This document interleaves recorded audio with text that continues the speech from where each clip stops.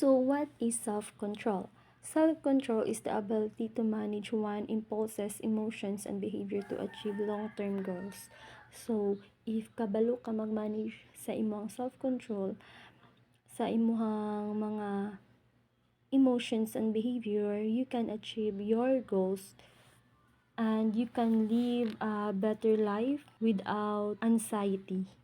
There are three main parts of self-control. First is monitoring, which involve keeping track of your thoughts, feeling, and actions. So monitor your daily life, for example, your money, keeping track of how much we save money and spend relates to have more money. Another example is in your class, you monitor your academic improvement. If your academic performance is naa ba siya progress gikan sa score nga gamay hantod nagkadako.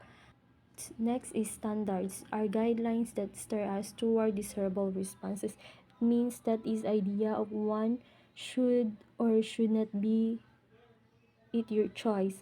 What action you are going to do, for example, in religious belief, you are not allowed to eat in a certain food. If you choose to follow the rules, you will be fine. So dapat kung unsa imong ginatuuhan, dili nimo siya ibaliwala, kailangan i-follow nimo siya para dili ka mahimong bad nga tawo.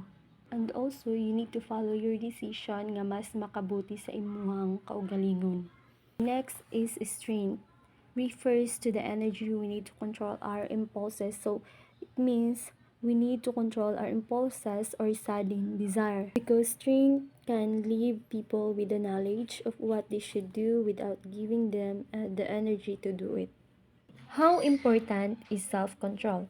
First, self-control contributes to the person's well-being. If a person have self-control, he or she can sleep better, experience fewer physical sickness, and live longer. It because he or she can handle her emotion and also lower anxiety and depression. So people with self-control are likely to reach their goals. So number two is self-control builds and strengthens relationship. It means we want to spend our life with people we can trust. We know how to forgive ang dili na ginapadako ay we know how to forgive and dili na nato ginapadako ang mga problema or away para mahimong violence. So ginadawat na nato ang mga mistake nato para dili na maabot sa dako nga problema. Next is self-control makes society productive. Self-control helps society flourish. They override their selfish impulses and go out over the way to help others. Now, let's proceed to self-control can be taught through games and activity. So, letter A, a secret code word. Children not have realized that their action or voice are out of control, so they need to be aware of their behavior. For strategy, teacher and learner agree on secret code word. It can be anything nga word nga gamiton nimo to remind him or her and para ma-aware nga out of control na ilahang ginabuhat. For example, red light. Once nga moingon kag red light, so kabalo na sila nga unsa imong gipasabot, it means nalapaw na sila or na out of control na ilang mga action or word nga ilang or voice nila nga ilang gipang buhat. Letter B, calming space or give them a break. So means provide space for students when they need to calm down and refocus. It means as a student, they can choose where they want to go. As a teacher may suggest the designated area, but students should not be forced to go there. So sila ang magbuot kung sila maadto, but base lamang sa giingon ni teacher nga place. After makalm na ang mga bata, the child must return to the class after that. So this activity or kaning nga game is allowed ni siya, then napon ni siya consent sa principal. So next is talk about it. Talk to your student, encourage and inspire them, and also guide them. Letter D is play activities, games. Game make the teaching of self-control fun. So there are helpful games nga makatabang para mapasayon ang pagtulo sa bata about self-control. First is statue dance. You need to play music. Student will dance while the music was play, and if the music stops, student will freeze, and anyone who is moving gets eliminated. That is the statue dance.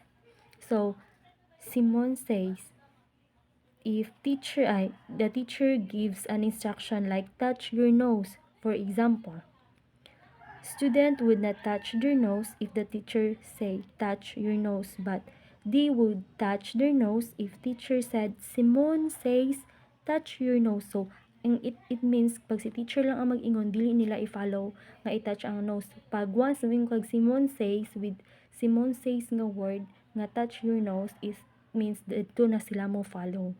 So next is statue with action. Teacher stand in one side of the room and students stand on the other side. So when teacher turns back the student, teacher can then turn around, but when the teacher turn around, all student must be freeze like statue and hold it until the teacher turns again. Anyone the teacher sees moving is out of the game. Now, let's proceed letter E. Create an environment that rewards self-control.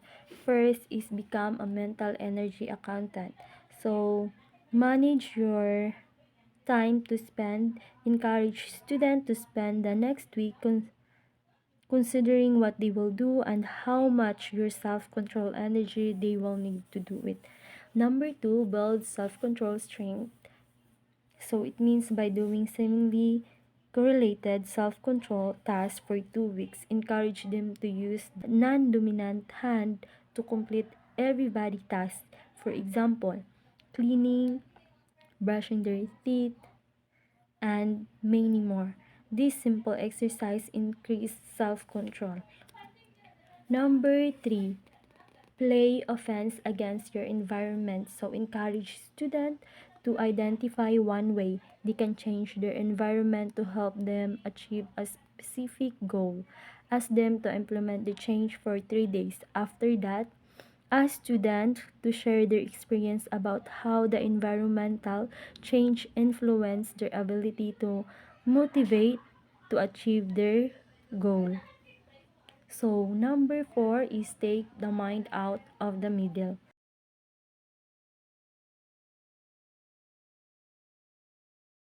Like for example, should I exercise now or later? Should I study or check my FB account? The solution of this is to take the mind out of the middle sitting up, like dili nimo ibutang imong kaugalingon nga magduha-duha ka. Like for example, kung mag-study ka, study dayon.